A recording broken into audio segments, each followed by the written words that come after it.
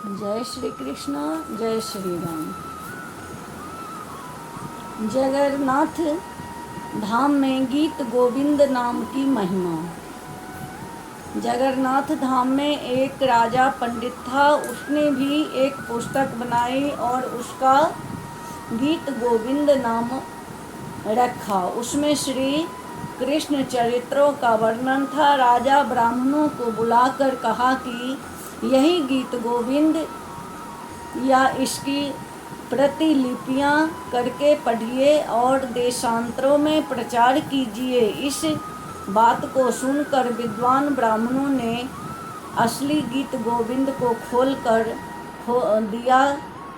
दिखा दिया और मुस्कुराकर बोले कि यह तो कोई नई दूसरी पुस्तक है, गीत गोविंद नहीं है। राजा तथा राजभक्त विद्वानों का आग्रह था कि यही गीता गोविंद है। इससे लोगों की बुद्धि भ्रमित हो गई। कौन सी पुस्तक असली है, यह निर्णय करने के लिए दोनों पुस्तक श्री जगन्नाथ जी के मंदिर में रखी गई। बाद में जब पट खोले गए तो देखा गया कि श्री जगन्नाथ जी ने राजा की पुस्तक को दूर फेंक दिया और श्री जयदेव जी की विकृत गीत गोविंद को अपनी छाती से लगा लिया। इस दृश्य को देखकर राजा अत्यंत लज्जित हुआ। अपनी पुस्तक का अपमान जानकर बड़ी भारी शोक में हो गया। निश्चय किया कि अब मैं समुद्र में डूबकर मर जाऊंगा। जब राजा डूबने जा रहा था तो उस समय प्रभु ने दर्शन देकर आज्ञा दी कि तू समुद्र में मत डूब। श्री जयदेव कभी कृत गीत गोविंद जैसा दूसरा ग्रंथ नहीं हो सकता, इसलिए तुम्हारा शरीर त्याग करना वृथा है।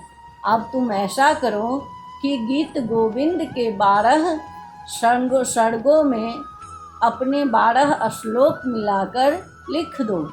इस प्रकार तुम्हारे 12 श्लोक उसके साथ प्रचलित हो जाएगा, जिसकी प्रसिद्ध तीनों लोकों में फैल जाएगी। एक बार एक माली की लड़की बैगन के खेत में बैगन तोड़ते समय गीत गोविंद के 5वें स्वर्ग की धीर समीरे यमुना तीरे बसती बन माली इस अष्टपद को गा रही थी। उस मधुर गान को सुनने के लिए श्री जगन्नाथ जी जो उसे समय अपने श्री अंग पर महीन एवं ढीली पोशाक धारण किए हुए थे, उसके पीछे पीछे डोलने लगे। प्रेमवश बेसुध होकर लड़की के पीछे पीछे घूमने से कांटे में उलझकर श्री जगन्नाथ जी का वस्त्र फट गए। उस लड़की के गान बंद करने पर आप मंदिर में पधारे। फटे वस्त्र को देखकर पुरी के राजा ने आश्चर्यचकित होकर पुजारियों से पूछा, अरे यह क्या हुआ? ठाकुर जी के वस्त्र कैसे फट गए? पुजारियों ने कहा कि हमें तो कुछ भी मालूम नहीं।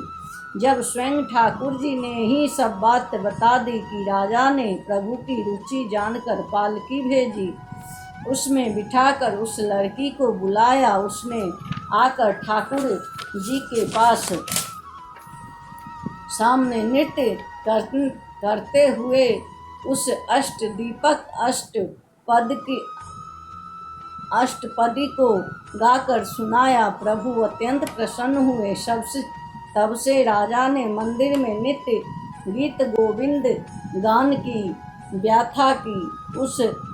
उक्त घटना से श्री गीत गोविंद के गायन को अति गंभीर रहस्य जानकर पुरी के राजा सर्वत्र वह ढिढोरा पिटवा दिया कि राजा कोई या निर्धन प्रजा हो, सभी को उचित ही इस गीत गोविंद के मधुर स्वरों में गान करेंगे। उस समय ऐसी भावना रखें कि प्रिया प्रीतम श्री राधे श्याम सुंदर समीप विराजमान श्रवण कर रहे हैं। गीत गोविंद के महत्व को मुल्तान के एक मुगल सरदार ने एक ब्राह्मण से सुन लिया।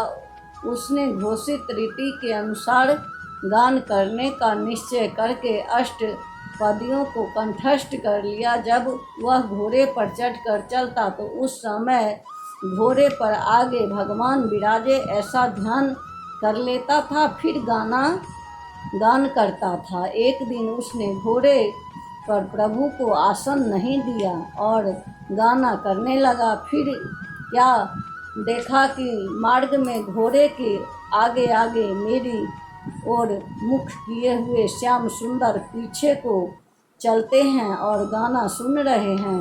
घोड़े से उतरकर उसने प्रभु की चरण स्पर्श किए तथा नौकरी छोड़कर विरक्त धारण कर लिए। गीत गोविंद का अनंत प्रताप है, इसकी महिमा का वर्णन कौन कर सकता है। जिस पर स्वयं रीझकर भगवान उसमें अपने हाथ से पद लिखा। बोलिए जय श्री कृष्णा, जय श्री राम।